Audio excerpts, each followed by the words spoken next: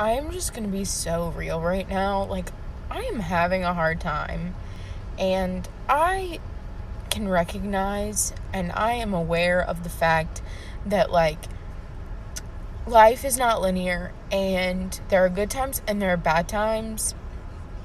I get that. I'm not oblivious, and I have dealt with really hard things, and I know that I'm capable of dealing with hard things, but, like, I'm really tired of hard things. Like, I'm really freaking tired of it. You know, like, I just like to have a weekend where I can just relax and, like, think about myself and do something nice for myself. And not feel like I can't do that because the next thing is just gonna fall apart. Like, you know what else I'm tired of? I'm tired of not feeling like I could just call my mom or call my dad and talk about what's going on.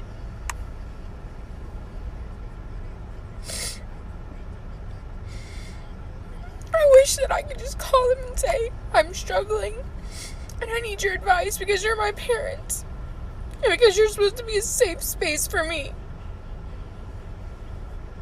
I'm tired of being my own safe space. God.